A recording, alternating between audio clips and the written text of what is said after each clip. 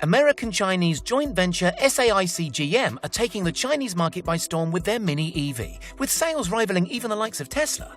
But what does it mean for companies, for China, and for the rest of the world? There seems to be quite a distinct barrier around China when it comes to trading. Things don't quite work like they do between the US and, let's say, the UK. Restrictions are placed on what can be imported as well as exported via its borders. But Chinese motor company SAIC, the name behind the revival of British brand MG, has teamed up with multinational giant General Motors to come up with a mass-market electric car. The only thing long about this car is its name. It's called the Wuling Hong Guang Mini EV. Its size is anything but long. At 2.9 meters in length, it's a whole meter shorter than the proudly British Mini hatchback. Even the classic Mini was between 10 and 20 centimeters longer than the latest Chinese EV. At less than 1.5 meters wide, there's no doubt this car will be perfect for the city. In fact, that's where the creators see most of the revenue being generated, with buyers opting for a smaller and more economical city car, as well as first-time and older buyers who are looking for a cheap set of wheels. One journal article suggests that Chinese roads vary between 2.85 and 3.75 meters wide, the latter more than double the width of this tiny EV. Nevertheless, its boxy design and comparably high stance, just over 1.6 meters, means it's perfectly designed for lugging all the city essentials around. Pictures show the car being loaded with flowers and groceries. With the back seats folded down, yes, there are 2 rows in this car, a 741-litre cargo space opens up. That's actually 10 litres more than the 3-door variant of the much larger modern Mini Cooper. Oh, and the car weighs an astonishing 665 kilograms. To put that in perspective, that's about 1,100 kilograms less than the Model 3 and half the weight of even the petrol-powered modern Mini Cooper.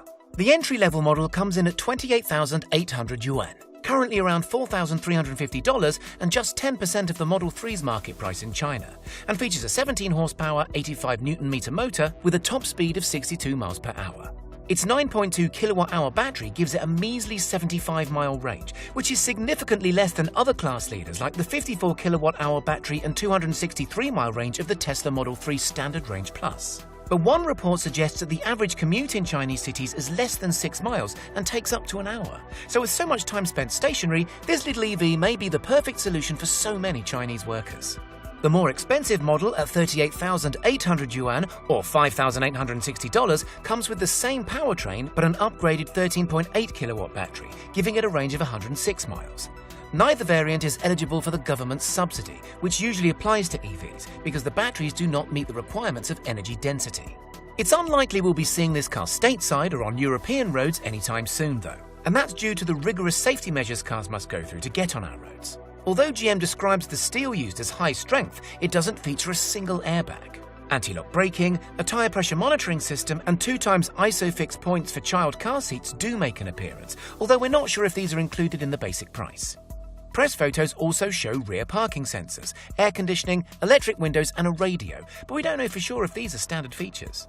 The first 3 weeks after launch saw more than 15,000 units sold, with cumulative orders surpassing 50,000 by the end of August just a few weeks later.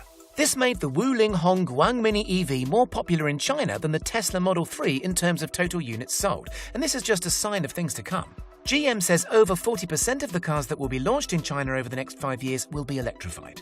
Right now, the Mini EV is the cheapest electric car available to purchase in China, but the company faces stiff competition from other Chinese companies, including BYD Auto and BAIC Blue Park, a company which aims to bring together automotive transport and energy consumption. Sounds familiar? With SAIC already powering the production of the MG range in the UK, including 2 of the country's cheapest EVs, the ZS and the 5, should the likes of Tesla be worried? And with General Motors sharing part of the Mini EV's production, will this give them a boost towards zero-emission transport in the American mass market? Remember, our markets may not demand the small sizes and ultra-cheap prices, but the technology is being put in place to upscale EVs globally.